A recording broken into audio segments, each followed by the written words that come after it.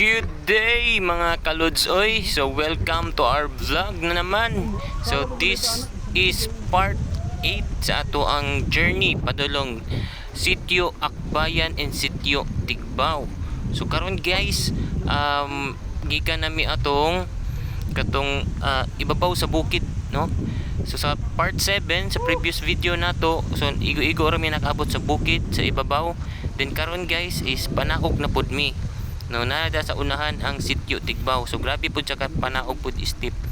So ubani ko nyo guys kay para makita ninyo ang dalan padulong sa ilahang sitio, sa ilang community.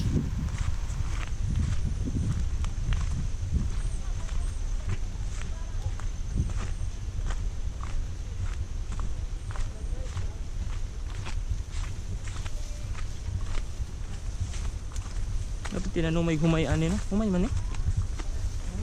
Oo na.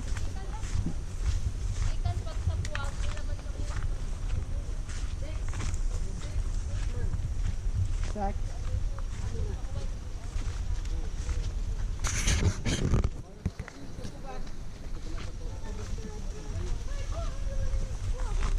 Uy, paano mo diha?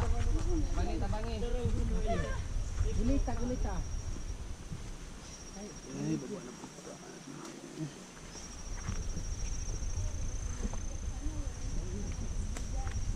Sino dre? Ito dito ka kuan full street. Asa? Agad do? Gana no. Mod ta? Sure. Ay kalayo. Kali. Mo patay ang tuon. Abi na ko mo agita. Ingon ba? Dai pa man dai mo anak pa man dai dito dai. Lo saka na pud mana. Di mo dai. Saka man na.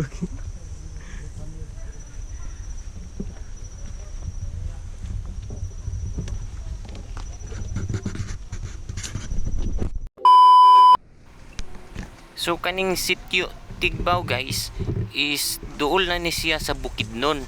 Pero ingon sa locals no dito so napay isa ka sitio pagud nga mas unahan pa sa Sitio Tigbao nga wala na mo na adto no. So mas duol na gid ni siya sa Malay-Balay Bukidnon. So ingon nila mga isa ka adlaw na lang daw ka baktas. So mga isa ka bukid siguro or duha ka bukid inana sa ilaha.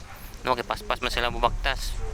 So approximately dirahan way nana ka nga distance isa or duha ka bukid nana daw ka sa Malay-Balay Bukidnon, moabot na gid ka sentro. So kato siyang sitio guys, ang ilang giingon is as I remember so Sitio Kinuaw. Murag mao to yung pangalan. Duol lang gid kayo to siya sa Bukidnon.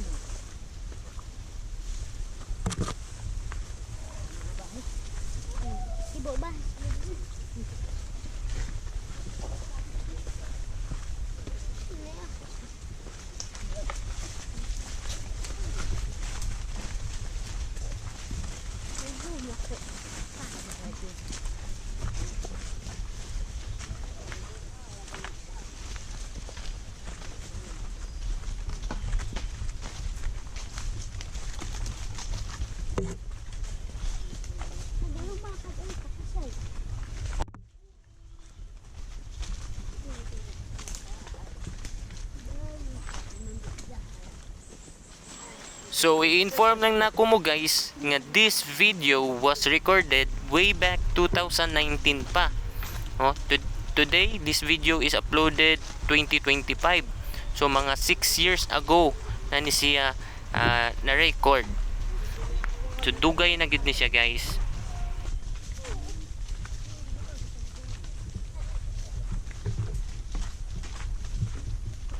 After ma-upload na ako nga video guys, i-share pod na ako sa ako ang Facebook page ang video gikan sa DSWD Caraga nga page sa pag-establish aning mga eskwelahan no, ang construction, ang struggles, ang achievement na ilang buhat ani. So dito makita sa documentary ang uban mga details.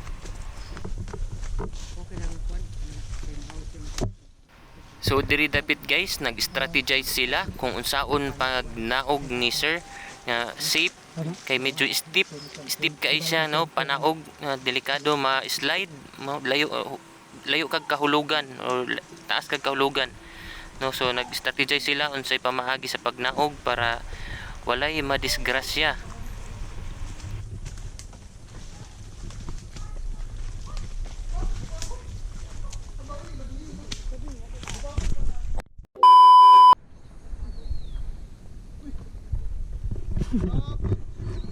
Focus lang Dre.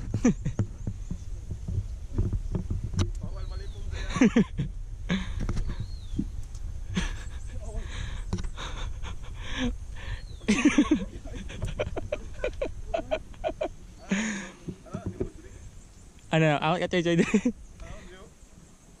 Choy-choy yo. Oh. Balance. Oh, chuyaks ng housing.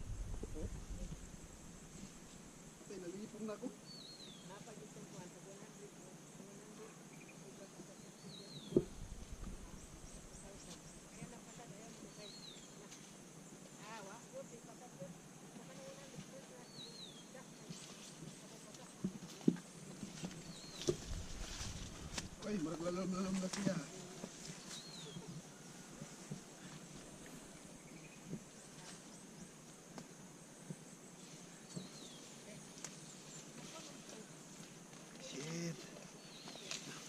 Shit na malupit. And yes, nakaabot na gyud mi sa sitio Tigbao. So mo nilang community guys, kita ninyo ang eskwelahan nila is nasa unahan, nasa lower part. So mo ni silang entrada sa ilang community.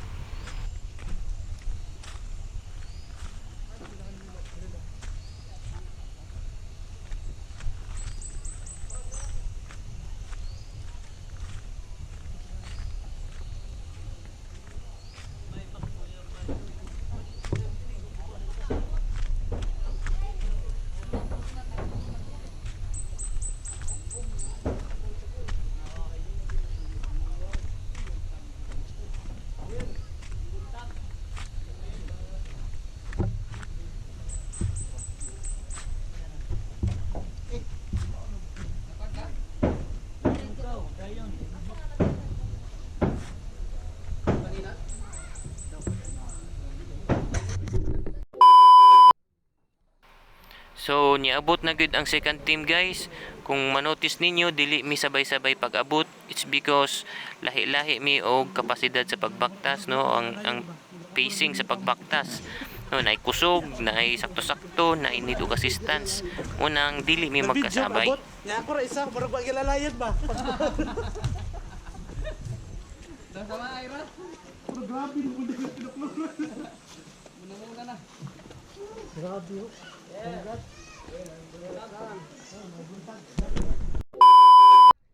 So niabot na gud ang last team guys. So ang journey na mo diri guys is dili gud lalim. So there's no turning back gud bisan pag mo surrender ka. Kay mamangyapon mo baktas gyapon ka kay wala sila karabaw, wala pud sila kabayo diri ah. Para ba pabalik? Hi, abot na gid ko after 45 years in town. Kuya, salamat kuya.